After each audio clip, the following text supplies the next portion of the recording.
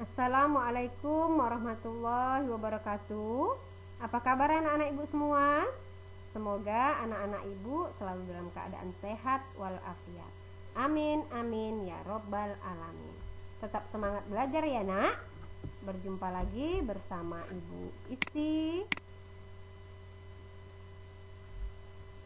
dari SD 014 Meranti.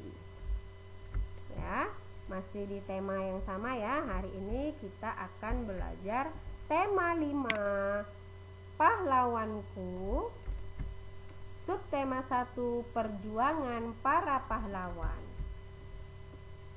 Sebelum belajar, mari kita berdoa dulu ya.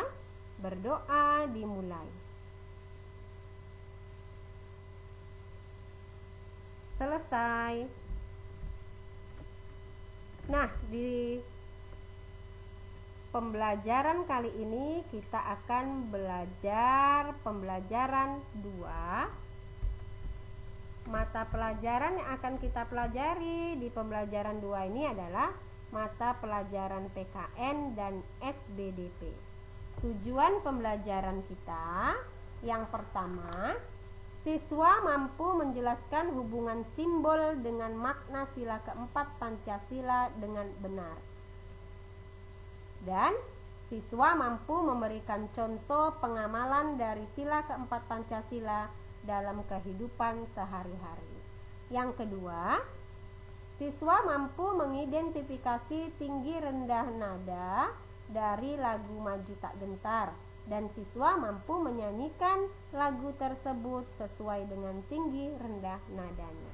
Itulah tujuan pembelajaran kita hari ini. Baik, sebelumnya di pembelajaran sebelumnya kamu sudah belajar tentang perjuangan Raja Purnawarman. Masih ingatkah nak? Nah, apakah sikap Raja Purnawarman mencerminkan nilai-nilai Pancasila? Ayo kita pelajari. Nah, masih ingat nggak kamu nak? Apa saja sih yang telah dilakukan Raja Purnawarman untuk rakyatnya? Nah, mari kita bahas ya. Ternyata yang telah dilakukan Raja Purnawarman untuk rakyatnya yaitu yang pertama, Raja Purnawarman membangun saluran air untuk kesejahteraan rakyatnya. Dengan adanya saluran air tersebut, ladang para petani tidak kekeringan pada musim kemarau. Itulah yang telah dilakukan Raja Purnawarman ya. Yang kedua, Raja Purnawarman juga membasmi perompak. Nah, tindakan dari Raja Purnawarman membuat kerajaan Tarumanegara menjadi aman. Dan yang ketiga, Raja Purnawarman selalu berjuang untuk rakyatnya. Beliau juga berani dan pantang menyerah memberantas kejahatan untuk keamanan dan kesejahteraan rakyatnya. Nah, dari perjuangan yang telah dilakukan Raja Purnawarman tersebut, Raja Purnawarman pantas nggak kita sebut sebagai seorang pahlawan? Nah, mari kita bahas ya. Apakah Raja Purnawarman itu pantas tidak kita sebut sebagai seorang pahlawan? Mari kita simak penjelasan berikut. Ya. Menurutmu, apakah Raja Purnawarman mendahulukan kepentingan dan tujuan bersama? Ya, Raja Purnawarman ternyata lebih mementingkan kepentingan rakyatnya dibanding kepentingan dirinya sendiri. Bahkan, Raja Purnawarman juga rela mengorbankan nyawa demi rakyatnya. Nah, menurutmu, apakah Raja Purnawarman juga bijak dalam menyelesaikan masalah? Iya, ternyata Raja Purnawarman selalu bijaksana dalam menyelesaikan masalahnya. Hal itu nampak ya dari hasil yang telah dicapai oleh Raja Purnawarman ketika ladang rakyat kekurangan air dan ketika ada perompak yang mengganggu kerajaan mereka. Nah, dari situlah nampak Raja Purnawarman bisa menyelesaikan masalah tersebut. Nah, sikap Raja Purnawarman tadi ternyata mencerminkan nilai-nilai Pancasila, yaitu sila yang keempat, ya. Mari kita simak mengapa sih sikap Raja Purnawarman itu mencerminkan Pancasila sila yang keempat. Nah, mari kita bahas bersama-sama. Bunyi Pancasila sila keempat yaitu kerakyatan yang dipimpin oleh hikmat kebijaksanaan dalam permusyawaratan perwakilan. Mesti ingat ya nak, ibu yakin anak-anak ibu hafal semua ya. Simbol sila keempat yaitu kepala banteng. Nah, itu simbol sila yang keempat. Masih ingatkah kamu simbol dari sila pertama sampai kelima? Nah, untuk mengingatnya kembali, mari kita tepuk lambang Pancasila ya. Ayo sama-sama anak ibu, tepuk lambang Pancasila. 1 bintang, 2 rantai, 3 pohon beringin, 4 kepala banteng, 5 padi dan kapas. Nah, itulah simbol-simbol sila Pancasila dari yang pertama sampai kelima. Nah, simbol yang keempat yaitu kepala banteng. Nah, makna dari sila keempat tersebut adalah yang pertama, mendahulukan kepentingan dan tujuan bersama dibanding kepentingan sendiri ya. Yang kedua, cinta permusyawaratan dan demokrasi. Dan yang ketiga, bijak dalam menyelesaikan masalah. Itulah makna sila keempat Pancasila. Nah, sikap tersebut semuanya dimiliki oleh Raja Purnawarman. Nah, mari kita cari tahu lebih lanjut contoh-contoh yang mencerminkan Pancasila sila yang keempat ya nak dalam kehidupan kita sehari-hari. Coba perhatikan gambar berikut. Nah, di sini ada Budi dan Amir. Ini yang di depan Budi ya, dan yang ini Amir. Ketika mereka berjalan kaki, nah di sini tanpa sengaja Amir meminjak kaki Budi. Nah,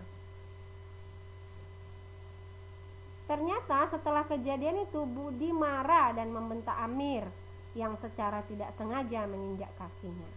Ya, jadi menurut kamu nak, apakah sikap dari Budi itu sudah mencerminkan Pancasila sila yang keempat? Nah, ternyata sikap Budi tidak mencerminkan Pancasila sila yang keempat. Karena apa? Karena Budi tidak bijak dalam menyelesaikan masalah. Dia menyelesaikan masalah dengan marah-marah tanpa mau bertanya terlebih dahulu. Hal yang dilakukan Budi dapat menimbulkan keributan atau kegaduhan ya. Jadi jika ada temanmu yang secara tidak sengaja menginjak kakimu, kamu tanya dulu dan kamu ingatkan kembali kalau berjalan itu berhati-hati, jangan langsung kita marah-marah ya. Nah, sikap tersebut tidak mencerminkan Pancasila sila yang keempat ya. Sikap yang dimiliki oleh Budi itu tidak mencerminkan Pancasila sila yang keempat sesuai dengan maknanya. Berikutnya, nah di sini coba kamu perhatikan gambar ya. Lani sudah berencana untuk pergi ke rumah neneknya. Tetapi hari itu kelompok tarinya mendapat undangan dari Pak Lurah untuk menari merayakan hari kemerdekaan. Nah, di sini Lani menunda rencananya. Ia menari bersama kelompoknya. Nah, menurut kamu nak, apakah sikap Lani sudah mencerminkan Pancasila sila yang keempat? Iya, sikap Lani sudah mencerminkan Pancasila sila yang keempat. Sesuai dengan maknanya tadi ya. Lani ternyata lebih mementingkan kepentingan bersama dibanding kepentingan pribadinya. Nah, dia menjenguk neneknya itu kan kepentingan pribadi, ternyata masih ada lagi kepentingan bersama dan dia mendahulukan kepentingan bersama. Jadi sikap Lani mencerminkan Pancasila sila yang keempat ya. Berikutnya, nah, coba kamu amati gambar. Nah, ternyata di sini Dayu sangat ingin menjadi ketua kelas, tetapi ia tidak menyatakan bahwa ia adalah ketua kelas. Dayu tidak mau ada musyawarah atau pemungutan suara.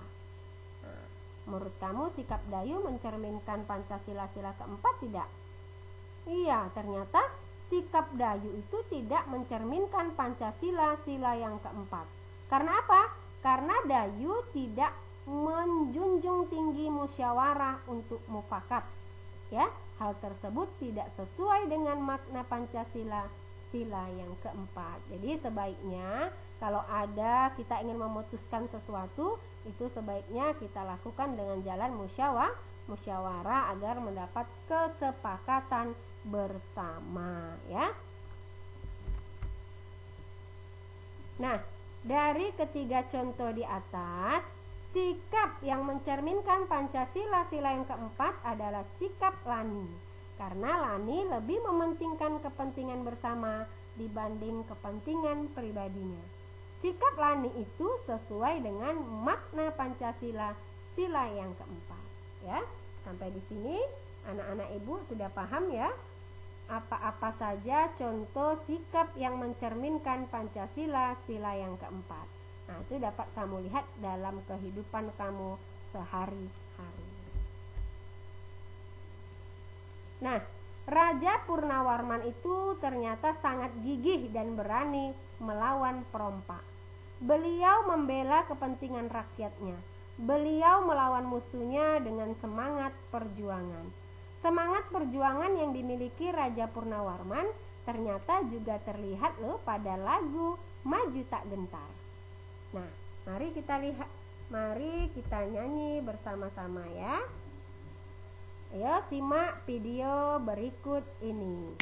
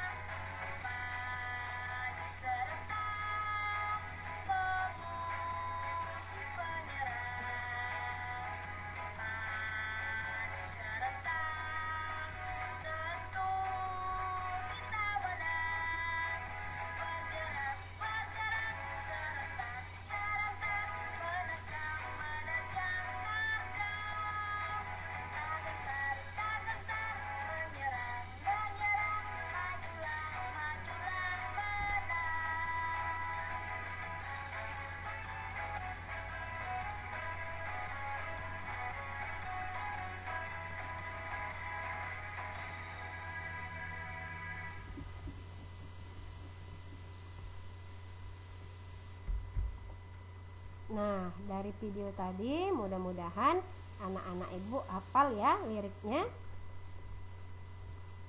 Dari lagu Maju Tak Gentar, mari kita sama-sama identifikasi tinggi rendah nada pada lagu Maju Tak Gentar ya. Nah, coba perhatikan lirik lagu Maju Tak Gentar. Nah, Di sini ternyata tinggi rendah nada pada lagu Maju Tak Gentar yaitu termasuk tangga nada diatonis mayor. Tangga nada diatonis mayor itu merupakan tangga nada yang mempunyai jarak antar nadanya 1,5 cm. Nah, ciri-ciri tangga nada diatonis mayor adalah yang pertama bersemangat dan berapi-api, yang kedua mempunyai pola interval 1,5, 1,1 dan 1,5. Dan biasanya diawali dan diakhiri dengan nada do atau sama dengan C. Dan yang terakhir bersifat riang gembira. Itulah ciri-ciri lagu yang bertangga nada diatonis mayor. Nah, kalau dari lagu Maju Tak Gentar, di sini dapat kita amati kembali ya. Maju Tak Gentar ada nada yang rendah dan tinggi. Maju tak gentar, membela yang benar. Nah, itu termasuk nada yang rendah. Sedangkan yang di sini maju tak gentar, hak kita diserang. Nah, di situ sudah tinggi tuh nak ya. Nah, jadi bisa kamu membedakan mana nada yang rendah dan mana nada yang tinggi. Nah, lagu Maju Tak Gentar itu menceritakan tentang perjuangan para pahlawan yang tak patah semangat berjuang dalam memerdekakan Indonesia dari penjajah. Ya. Nilai baik apa yang bisa kita ambil dari lagu Maju Tak Gentar? Jadi, nilai baik yang terkandung dalam lagu Maju Tak Gentar adalah semangat dan pantang menyerah yang dilakukan oleh para pahlawan. Itu adalah nilai baik yang terkandung di dalam lagu Maju Tak Gentar ya. Nah, semangat perjuangan yang dimiliki oleh para pahlawan perlu kita contoh ya dalam kehidupan kita sehari-hari. Nah, contohnya ketika kamu belajar, kamu harus mempunyai semangat belajar supaya materi yang kamu pelajari bisa kamu pahami dengan baik. Nah, mulai sekarang contohlah semangat perjuangan yang dimiliki para pahlawan ya. Baik, sampai di sini.